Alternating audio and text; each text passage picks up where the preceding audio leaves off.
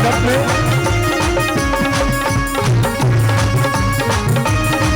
जयकारा शेरवाली दा, ढोल के दरबार की जय।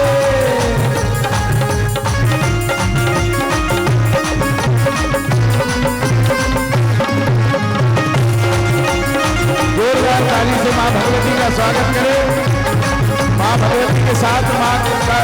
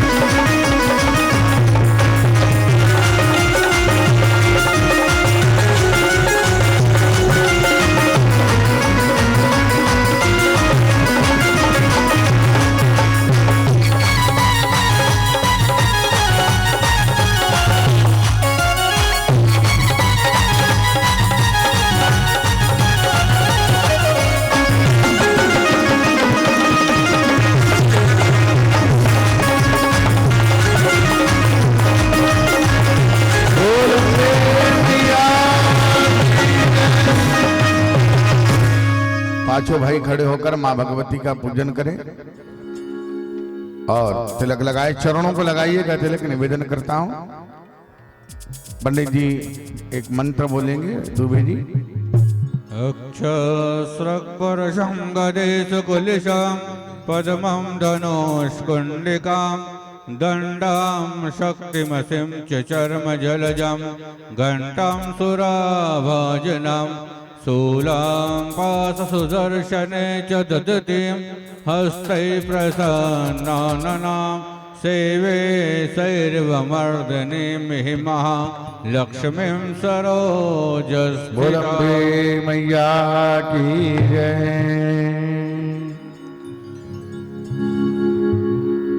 जयकारा शेरवाली दा, बोल सच्चे दरबार की जय। भील राजा ने जैसी तलवार चलाई साहब भरत जी को मारने के लिए, तो भद्रकाली मूर्ति में से प्रकट हो गई और भद्रकाली ने उसी तलवार को छीन करके भील राजा की गर्दन को काट दिया और गेंद बनाकर खेलने लगी। और बड़े भाव से किसी कवि ने लिखा है,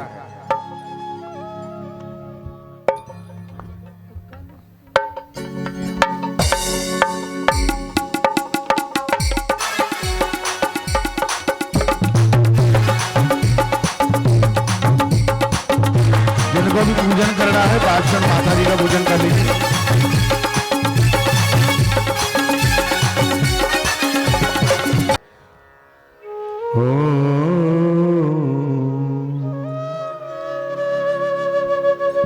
तो राजा रहुगण ध्यान दीजिए, एक बार सत्संग करने के लिए जा रहे थे। रास्ते में एक कहार बीमार पड़ गया, तो उन्होंने कहा किसी को भी लिया और सभी अपने सेवक है। कहार को लेकर आए। कहार और कोई नहीं है, वो कहार है भरत जी को ही पकड़ के लिया है। भरत जी जब रास्ते में चलते हैं तो कोई जीव पैरों के नीचे नहीं आ जाए, इस बात का ध्यान रखते हैं।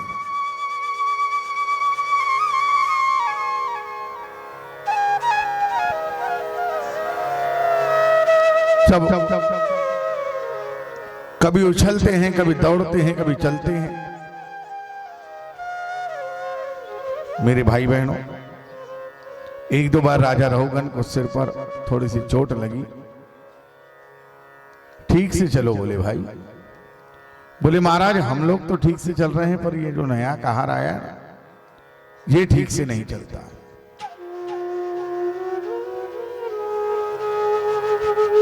फिर वही घटना हुई तो राजा ने कहा मैं तुम्हें दंड दूंगा। बोले राजा से कुछ लिया नहीं।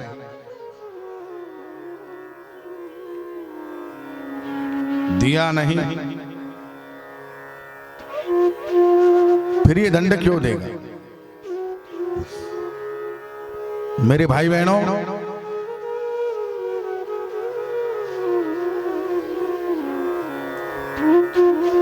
आखिर भरत जी आज तक किसी से नहीं बोले हरिओम, परंतु पहली बार कहने लगे।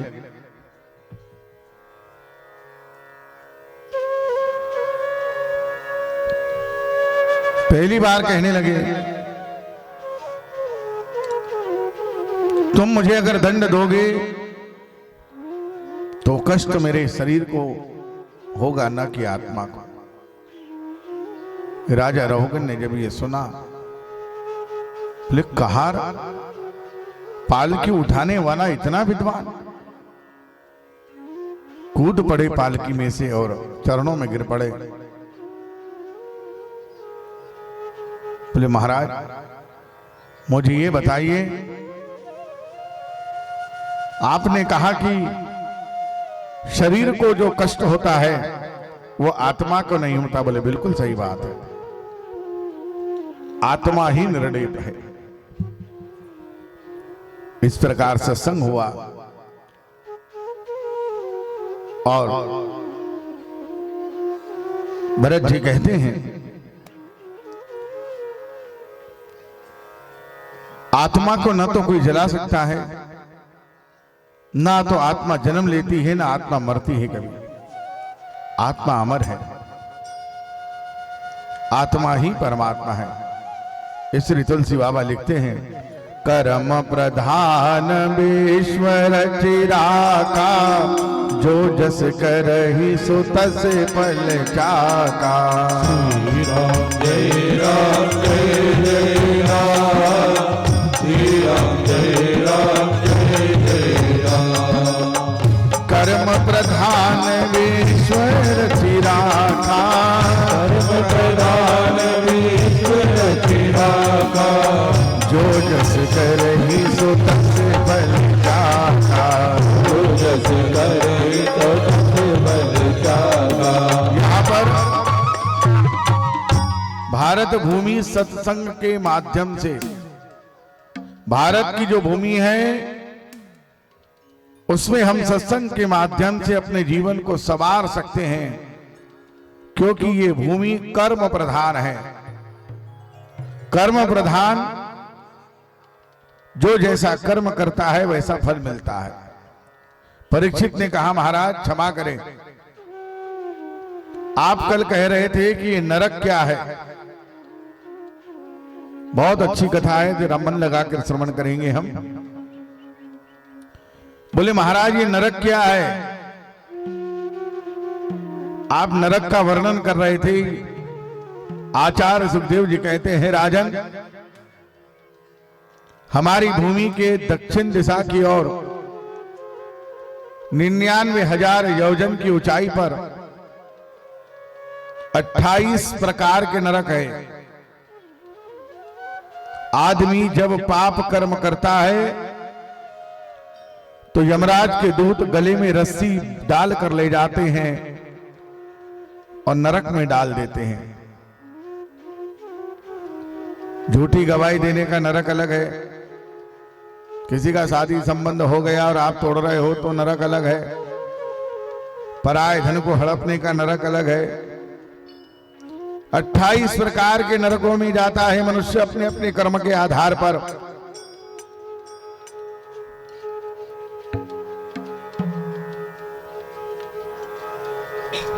श्री सुखदेव जी से आज राजा परीक्षित ने पूछा,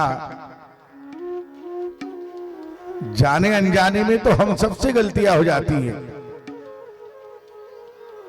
नरक में नहीं जाना पड़े उसका सही उपाय बता दीजिए। नरक में कोई नहीं जाना चाहता भाई, जाने अनजाने में गलतियां सबसे हो जाती है।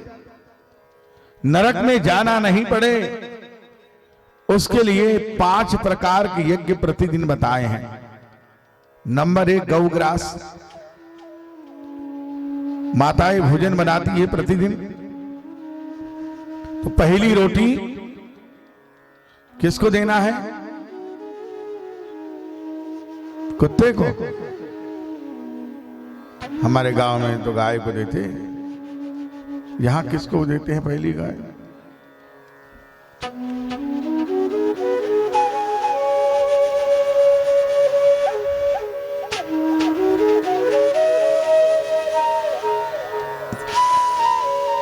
पहली रोटी और आखिरी देते हो, देते हो। आखिरी रोटी कुत्ते को देते हो।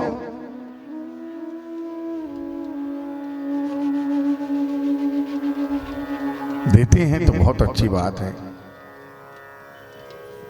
जीवन में याद रखना, जब भोजन बने तो पहली रोटी जब बनती है, आजकल खैर चूल्हा जलना बंद हो गया, गैस चूल्हा आ गया है, हम आधुनिकता की ओर ज्यादा अग्रसर हो गए हैं। उस रोटी में थोड़ा सा घी ला के शक्कर डाल करके थोड़ा सा एक टुकड़ा जरा सा चूल्हा में डालिए और गाय को जरूर दीजिए। और सबसे बड़ी बात यह है, देखिए यहाँ त्रिपाल लगा हुआ है, अगर बारिश में आप लोगों को दिक्कत हो तो पंडाल के अंदर आप लोग पांचों यजमान थोड़े आगे सरक जाएंगे तो पीछे वाले भी आगे आ जाएंगे, या आप लोग भी ऐसे आ सकते हैं। बहुत अच्छी व्यवस्थाएं हैं। बेटा ऐसे बैठ जाते हैं, आ जाओ बेटा, चन्नू मुन्नू आ जाओ बेटा। मेरे भाई बहनों, जीवन में याद रखना, घर में जो भोजन बनता है उस भोजन में महालक्ष्मी की बड़ी कृपा होती है, अन्नपूर्णा की कृपा होती है। इसलिए पहली रोटी गाय को प्रदान करे। आपको मालूम है गाय में सभी देवी देवताओं का वास है। एक बार सब देवी देवताओं ने कहा क्यों नहीं हम एक ही स्थान पर जाकर इकट्ठे हो जाए। तब उस स्थान में चयनित किया गौ माता का शरीर। सभी देवी देवता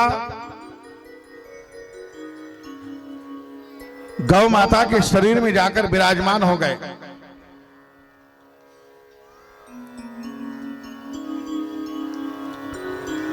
रह गई केवल माता सरस्वती और लक्ष्मी जी। लक्ष्मी जी और सरस्वती जी विलंब से आई तो सबने कहा कि भाई अब तो स्थान फुल हो गया,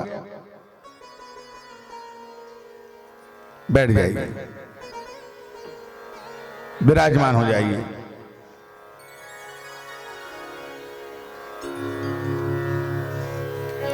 तो लक्ष्मी जी और माता सरस्वती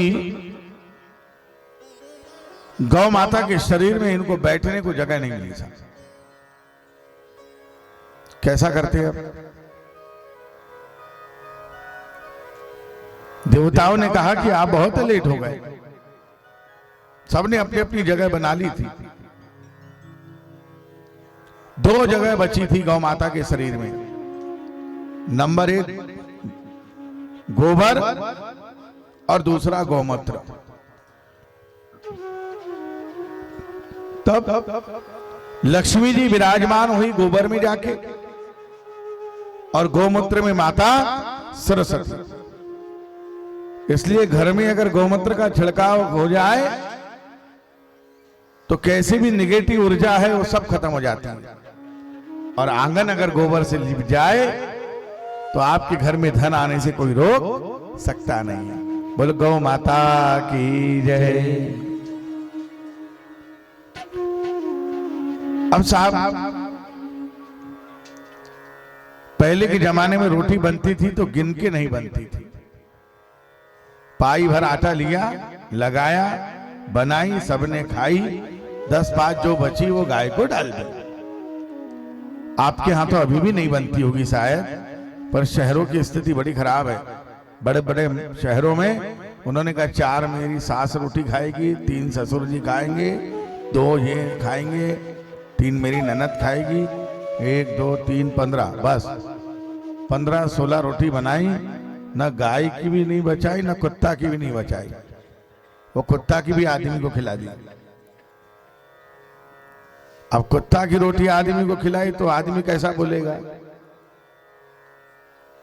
विचार करने वाली बात है। मैं नहीं कह रहा भाई, जिसके हिस्से की रोटी उसको मिलना चाहिए। कुत्ता की रोटी कुत्ता को, अब कुत्ता को नहीं दी तो किसी और को दे दी तो अब वो रिजल्ट तो आएंगे। तो कहने का मतलब यह है कि गिन करके रोटी। अरे आपके पास साड़ी कितनी है, जेवरात कितने हैं, ये कोई नहीं पूछेगा। डब्बे में रोटी कितनी है, ये कोई मेहमान आ गया तो अतिथि आ गया और डब्बे में रोटी नहीं है, इससे बड़ी बेकार बात क्या है। कभी भी कोई मेहमान घर में आ जाए तो घर में कम से कम 8 10 12 रोटी बनी रहना चाहिए कि कभी भी किसी की थाली हम परस सके, और नहीं तो बस डब्बा खाली।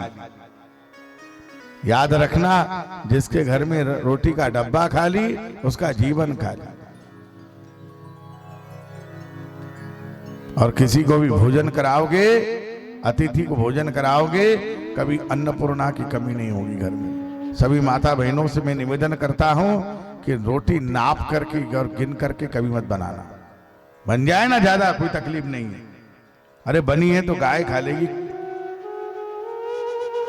4 रोटी किसी को अचार रख करके भूखे को भी दे सकते हैं अपन। देखो, जिसके पास जो चीज होती है शायद उसको उसकी कदर होना हो, पर जिसके पास नहीं है उसके लिए उसकी बहुत जरूरत है। आप जब यहां से जाओ और रास्ते में चले जा रहे हो, पानी की व्यवस्था कहीं नहीं हो, 6 घंटे 7 घंटे 8 घंटे हो जाए, और जब आपको पानी मिलता है तो उस पानी को आप कैसे पीते हो?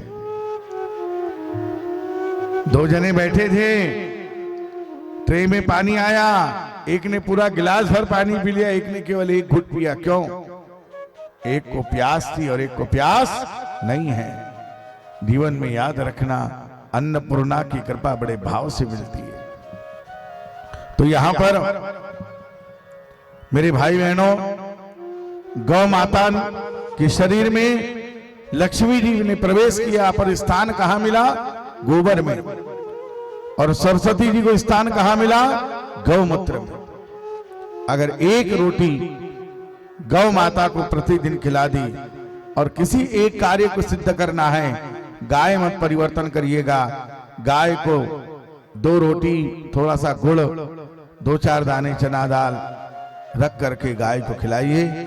40 दिन तक लगातार खिलाइए एक ही गाय को। देखिए आप कितनी कृपा होती है, कोई ना कोई एक कार्य आपका सिद्ध हो जाता है। अब साहब गाय को रोटी भी नहीं दे सको, कुत्ता को भी रोटी नहीं दे सको, तो बोले इससे और कोई सरल उपाय, और कोई दूसरा उपाय जिससे कि हम नरक में नहीं जाए। तो बोले सबसे सरल उपाय कौन सा है मालूम? कौन सा है? भगवान के नाम का भजन। अब वो भी नहीं होता तो अपन कुछ कर सकते क्या? कीर्तन करना, ताली बजाना और भगवान का कीर्तन करना। इस जिसने भी कीर्तन किया, जिसने भी भजन किया, ध्यान देना, वो कभी नरक में जा ही नहीं जा सकता। और कोई भी भजन गाओ, जैसे कि किसी कवि ने लिखा है, कृष्ण कहने से तर जाएगा, पार भव से उतर जाएगा। कृष्ण कहने से तर जाएगा, पार भव से उतर जाएगा। कृष्ण कहने से तर जाएगा, पार भव से उतर जाएगा। कहने से तर जाएगा, पार भव से उतर जाएगा।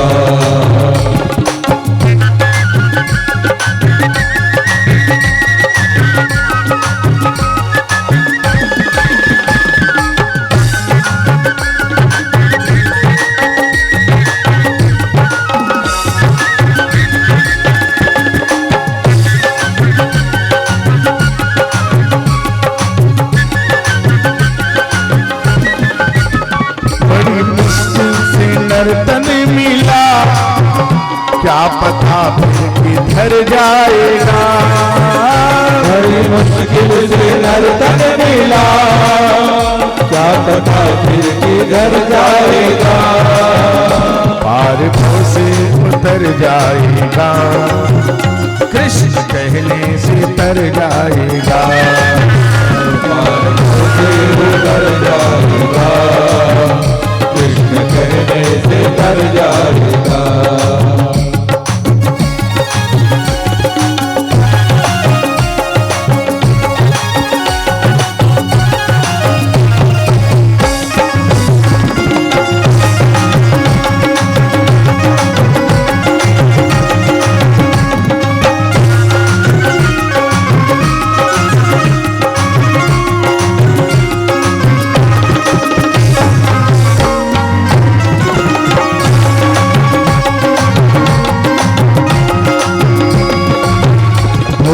घर घर में चर्चा तेरी, जिस गली से गुजर जाएगा। घर घर में चर्चा तेरी, जिस गली से गुजर जाएगा। होगी घर घर में चर्चा तेरी, जिस गली से गुजर जाएगा। होगी घर घर में चर्चा तेरी, गली से गुजर जाएगा। सब कहेंगे कहानी तेरी, सब कहेंगे कहानी तेरी, काम ऐसा जो कर जाएगा। कृष्ण कहने से तर जाएगा, पार भव से उतर जाएगा।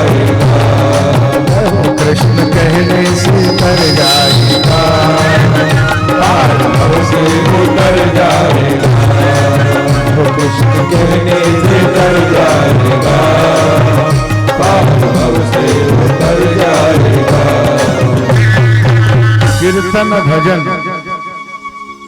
सबसे सरल उपाय है भगवान को प्रसन्न करने का। दो ताली अपनी ली, श्री राम जय जय राम। माताएं भजन करती, भजन मंडली है ना अपने गांव में, है ना, भजन करते हैं ना सब लोग। मनिहारी का भेष बनाया, श्याम चूड़ी बेचने आया।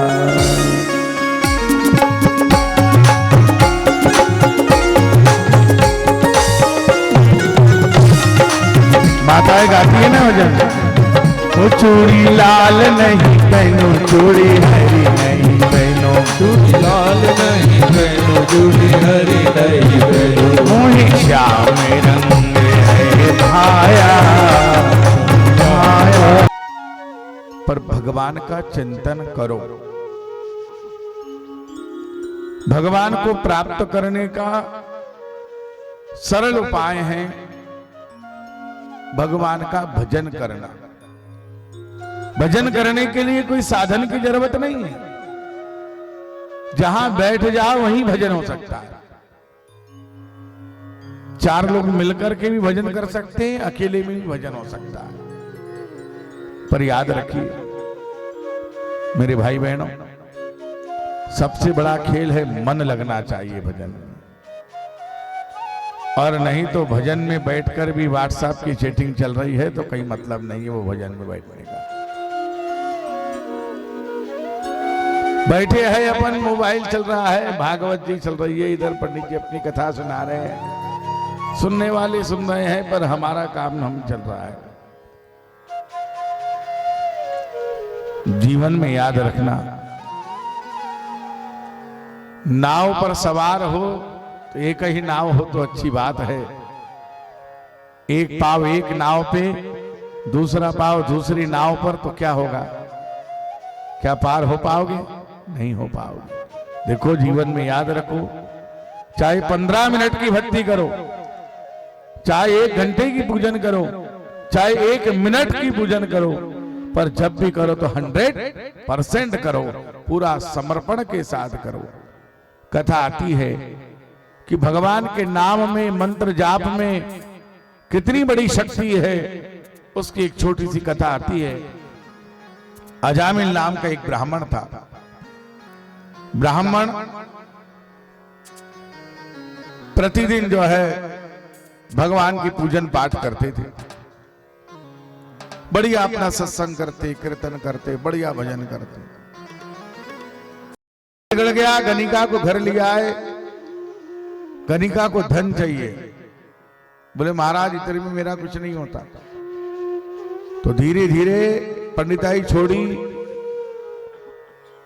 और उसको धन लाके दे रहे हैं अनीति के मार्ग से।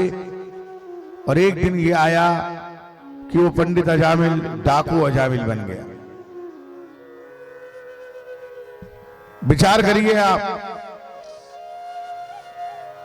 डाकू बन गया अजामिल।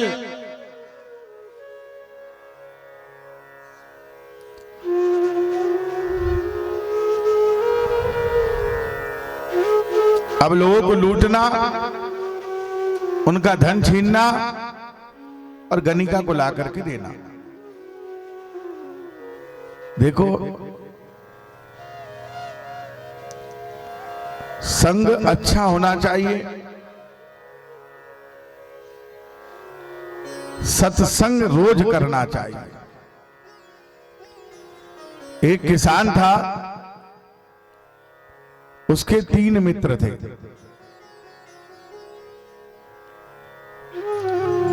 और वह तीनों मित्रों के साथ हमेशा रहता। एक मित्र के साथ 24 घंटे, एक मित्र के साथ 18 घंटे और एक मित्र के साथ 6 घंटे, 7 घंटे, 8 घंटे, जैसा भी रहता। पर वो तीनों मित्रों को छोड़ता नहीं था। वो किसान बड़ा सीधा साधा भोला भला आदमी था, दुनियादारी से दूर, पूरा भरोसा अपने दोस्त पे करता था। पर ये संसार का नियम है, जन्म के बाद मरण है और मरण के बाद जन्म है, लाभ के बाद हानि है तो हानि के बाद लाभ है, दिन है तो रात होना है, रात है तो दिन होगा। एक दिन उस किसान को एक पत्र आया, ध्यान दीजिए श्रोता बंधुओं, उस चिट्ठी को उस किसान ने पढ़ा। उस चिट्ठी में लिखा था, नमस्कार, कैसे हो, मुस्कुराइए, आपको भगवान के घर जाना है।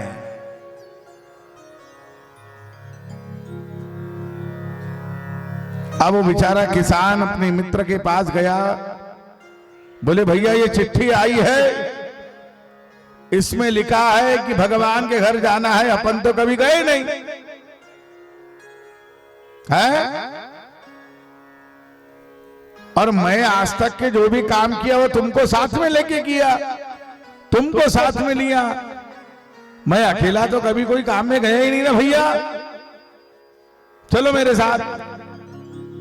पहले मित्र ने चिट्ठी पढ़ी, वापस दे दिया पत्र, बोले भैया तेरी मेरी यारी यहीं तक, तुम्हारी मेरी दोस्ती यहीं तक, मैं तुम्हारे साथ भगवान के घर नहीं जा सकता, ये चिट्ठी पकड़ो और जाओ। अब विचार करो, जिस पे पूरा भरोसा किया उसने अगर धोखा दिया तो क्या बीतती है।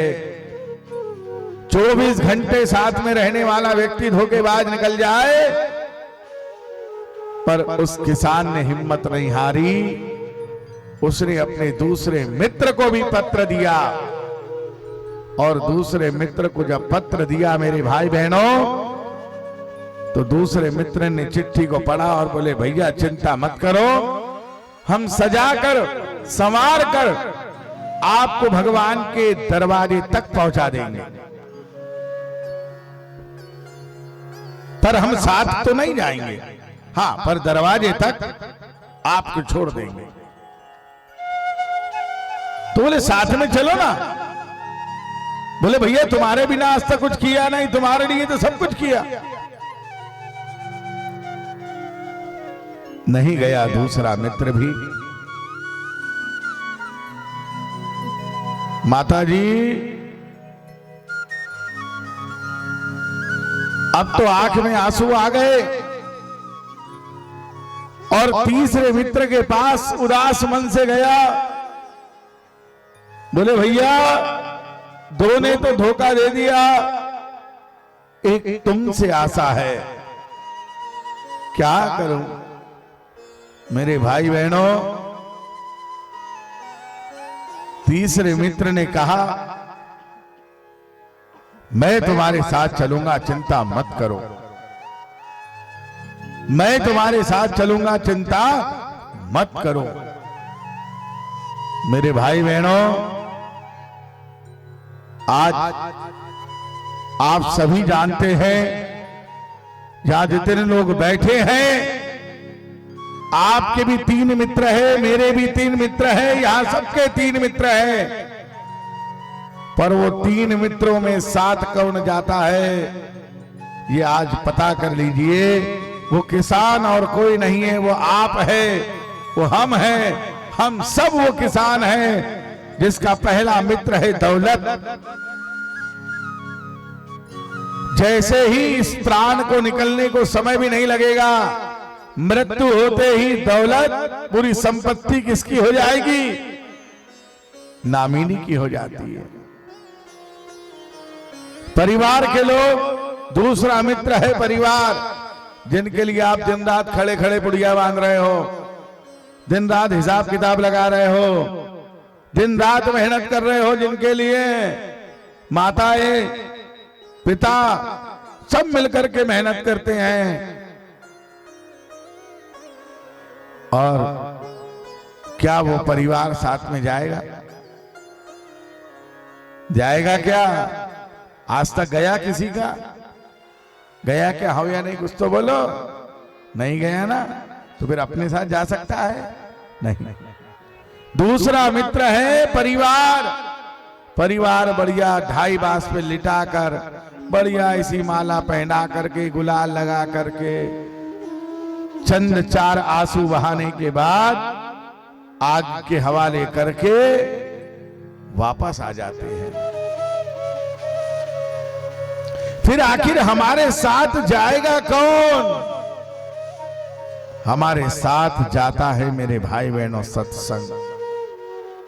जो आप अभी यहां बैठकर कथा सुन रहे हो, जो आप भगवान भोलेनाथ को 1 लोटा जल चढ़ाते हो, जो रामनवमी के दिन राम जी की सेवा करते हो, शनिवार मंगलवार हनुमान जी का भजन करते हो, जो भी कीर्तन गाते हो, भजन करते हो, 1 रुपए का दान करते हो, अरे सब कुछ छोड़ो।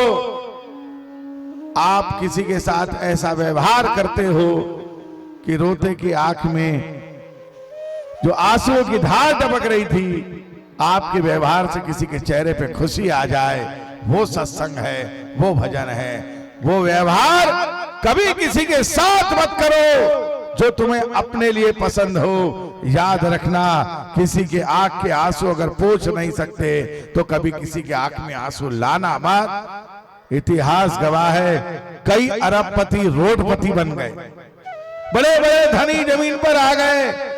उसका कारण एक ही रहता है जीवन में, याद रखना, किसी की दुआएं लगे ना लगे पर बद्दुआएं बड़ी जल्दी लग जाती है ना।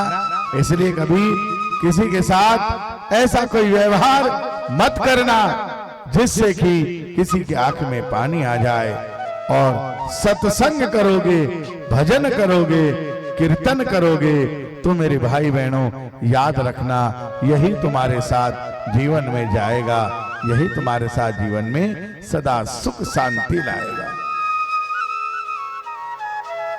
तो बात आ रही है सत्संग की, कीर्तन की, भजन की। ये अजामिल जी डाकू बन गए साहब। अब डाकू बनने के बाद में इनका काम हो गया लूटना। तो एक दिन अयोध्या से कुछ महात्मा जी लोग वृंदावन जा रहे थे। एक हाथ में करताल है, वीणा है बढ़िया, और मस्त बढ़िया कीर्तन कर रहे हैं। बड़ा सुंदर कीर्तन करते हुए जा रहे हैं। हो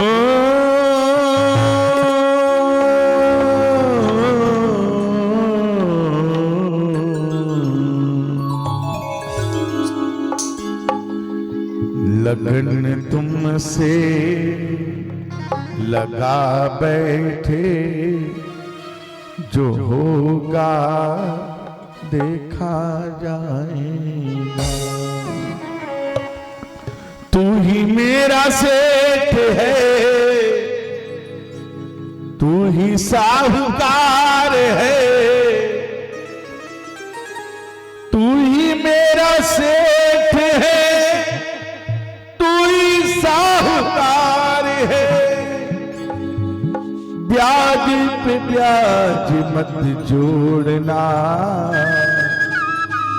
प्रभु जी मेरी लागी लगन मत तोड़ना। प्रभु जी मेरी लागी लगन मत तोड़ना। प्रभु जी मेरी लागी लगन मत तोड़ना। प्रभु जी मेरी लागी लगन मत तोड़ना। करताल बजाते हुए गा रहे हैं, श्री राम जय राम जय जय राम, श्री राम जय राम जय जय राम, श्री राम जय राम जय जय राम, श्री राम जय राम जय जय राम, श्री राम जय राम जय जय राम, श्री राम जय राम जय जय राम, श्री राम जय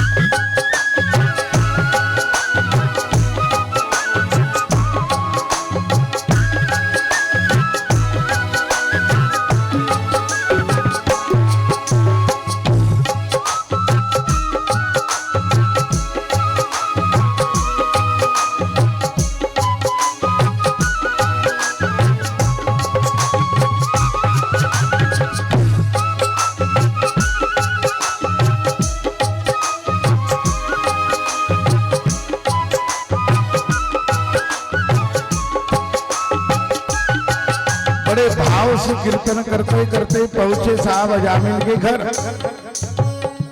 और जब अजामिल के घर पहुंचे, अलख निरंजन, अलख निरंजन, मेरे भाई बहनों, अलख निरंजन जैसे ही कहा, गणिका ने दरवाजा खोला। गणिका ने जब दरवाजा खोला तो महात्मा ने कहा, बेटी हम अयोध्या से वृंदावन जा रहे हैं, आज का भोजन हम तुम्हारे यहां करना चाहते हैं। मेरे भाई बहनों, गणिका ने कहा कि आपने मुझसे बेटी कहा है, इसलिए मैं आपसे कहूंगी कि मैं एक वेश्या हूं और मैंने सुना है कि मेरे हाथ का अन्न आप लोग ग्रहण नहीं करेंगे। सभी महात्मा लोग पीछे हट गए। जो बड़े महात्मा जी थे उन्होंने कहा कि सुधरे को सुधारे वो महात्मा नहीं है, जो बिगड़े को सुधार दे वही सच्चा महात्मा कहलाता है।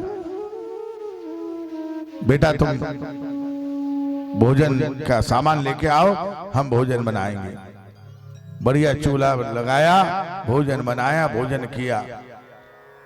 अब साहब भोजन के बाद क्या चाहिए? क्या चाहिए? दक्षिणा। ब्राह्मण को भोजन कराओगे और दक्षिणा नहीं दोगे तो भोजन का फल प्राप्त नहीं होगा। राधे राधे। तो यहां पर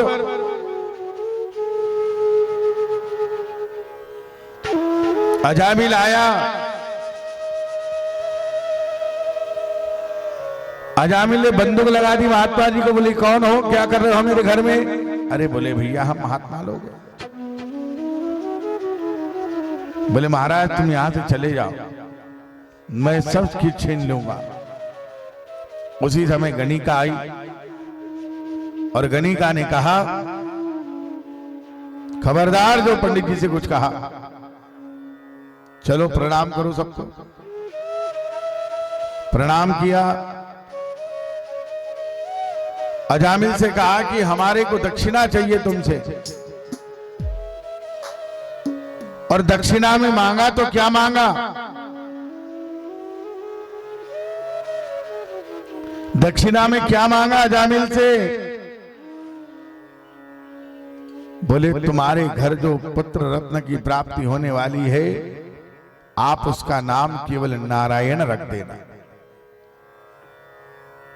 बोले मैं नारायण राम रखूंगा, इसमें तुम्हारा क्या फायदा है? बोले ये हमारे भगवान का नाम है। देखो अग्नि जल रही है, जानबूझकर पाव रखोगे तब भी जलाएगी, और धोखे में अगर अग्नि पर पाव गया तब भी जलाती। राधे बोलना पड़ेगा, राधे। पुत्र की प्राप्ति हुई, नाम रखा नारायण। अब कोई भी काम रहता तो अपने पुत्र को बुलाता, नारायण बेटा ऐसा करो वैसा करो। अतिशय पापी अपनी पूरी जिंदगी जी नहीं पाता, बहुत जल्दी मौत हो जाती है। तो विष्णु भगवान के दूत है और यमदूत है। अब देखो कैसा होता है, ध्यान दीजिएगा। आज अजामिल को लेने के लिए यमदूत आ गए, और यमदूत बंधन में बांध रहे थे अजामिल को। पास में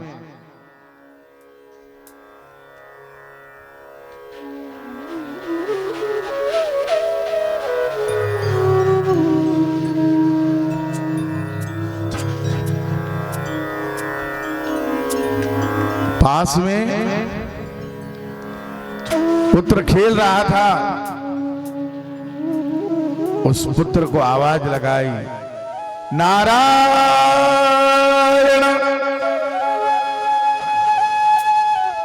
नारायण। पुत्र खेलने में लगा हुआ था, आवाज सुन रहा है पर जा नहीं रहा है।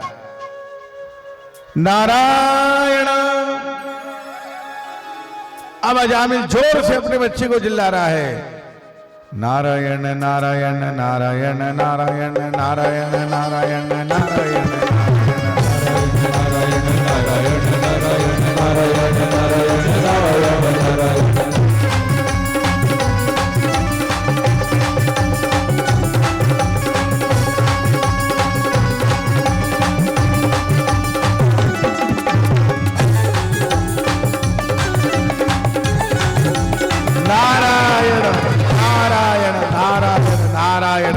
नारायण नारायण नारायण नारायण। अब बुला तो अपने पुत्र को रहा है, पर भगवान विष्णु ने अपने दूतों को भेज दिया, जाओ भाई अजामिल तकलीफ में है, उसकी समस्या हल करके आओ।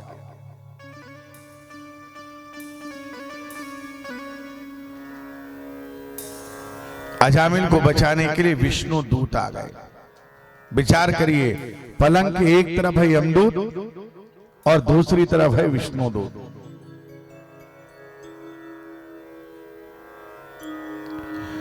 यमदूतों ने कहा कि आप क्यों आए हो? बोले हम इसे छुड़ाने आए हैं, छोड़ो इसको, बंधन से मुक्त करो। बोले नहीं। ये यमदूत कहने लगे ये यमलोक जाएगा, नरक में जाएगा। बोले क्यों? अरे बोले इसने इतने पाप किए हैं, लोगों को लूटा है, मारा है, छीना है, बड़े कर्म गलत किए इसने। बोले ये नहीं जाएगा, क्योंकि इसने अंतिम समय में नाम पुकारा है। किसका? नारायण का। किसका नाम पुकारा है? किसका पुकारा है? बोलो। अरे बोलते भी जाओ ना, थोड़ा इधर भी ध्यान दो कथा में, है? क्या पुकारा है? अब क्या हुआ, ऐसे ही हमने एक जगह कहा क्या पुकारा है, क्या पुकारा है। सब जीजी लोग बोली, पर 4-5 जीजी फिर भी नहीं बोली। पता लगा कि वो पांचों के इधर का नाम ही नारायण था। तो इसलिए हम बार बार नहीं बोलते, एक बार 2 बार बोल दिया, फिर ना तीसरे बार में फिर वो नारायण वाली माता हमको ऐसा देखती है, डर लगता है। तो किसी के नारायण हो तो मत बोलना, मन ही मन बोल देना नारायण। पता लग गया किसके नारायण है। राधे। तो यहां पर अजामिल जो है बिछोने पे पड़े पड़े सुन रहा है। विचार करिए आप, बिछोने पे पड़े पड़े सुन रहा है, यमदूत की बात भी सुन रहा है, विष्णुदूत की भी सुन रहा है। बोले मैंने अपने पुत्र को पुकारा तो विष्णु भगवान के दूत आ गए। अगर मैं सही में नारायण को बुलाता तो भगवान नारायण मेरे प्राणों को बचाने के लिए आ जाते। आखिर यमदूत वापस गए। अजामिल बिस्तर से उठा, उसने कमंडल लिया और उसी क्षण जंगल में चला गया और भगवान का भजन करने लगा और कहने लगा, तारा है सारा जमाना, शाम हमको भी तारो। तारा है सारा जमाना, शाम हमको भी तारो। तारा है सारा जमाना, शाम हमको भी तारो। हमको भी तारो श्याम हमको भी तारो। हमको भी तारो श्याम हमको भी तारो। हमको भी तारो श्याम हमको भी तारो। हमको भी तारो श्याम हमको भी तारो। तारा है तारा है तारा है सारा जमाना, श्याम हमको भी तारो। तारा है सारा जमाना, श्याम हमको भी तारो।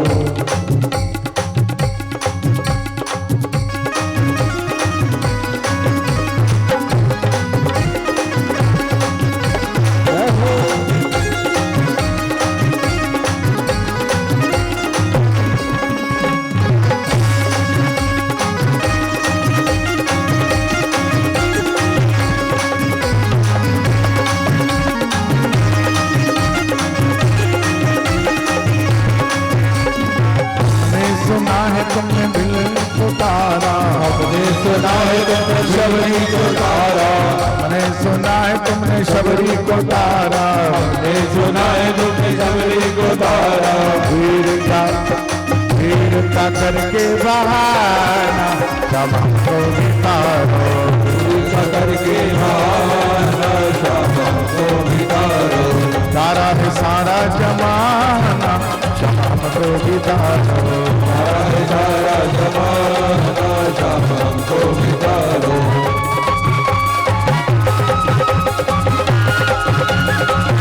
बोल बांके बिहारी लाल की।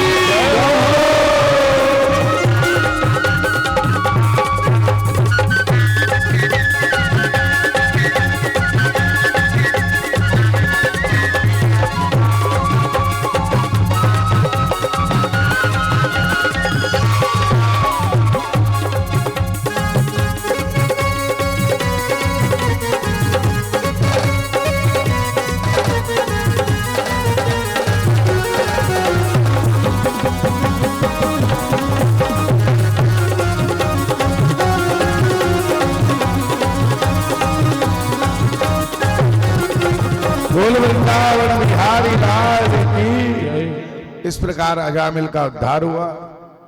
आगे कथा आती है, भगवान के पार्षदों में जय और विजय का अवतार, पहला अवतार हिरण्यकश्यप और हिरण्याक्ष के रूप में हुआ था।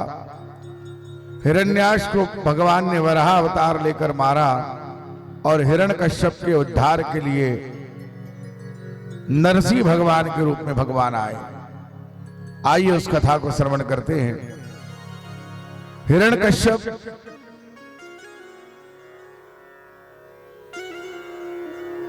अपने भाई की मृत्यु का बदला लेने के लिए मंदराचल पर्वत पर गया तपस्या करने के लिए।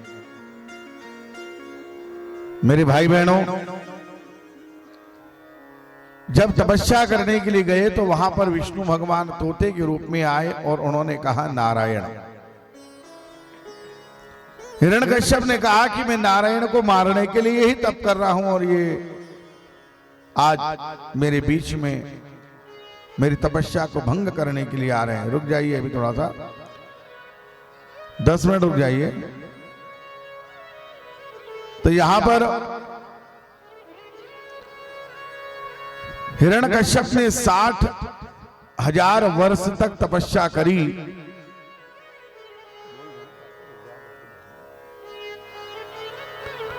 और तप जब किया तो मेरे भाई बहनों, तप करने के बाद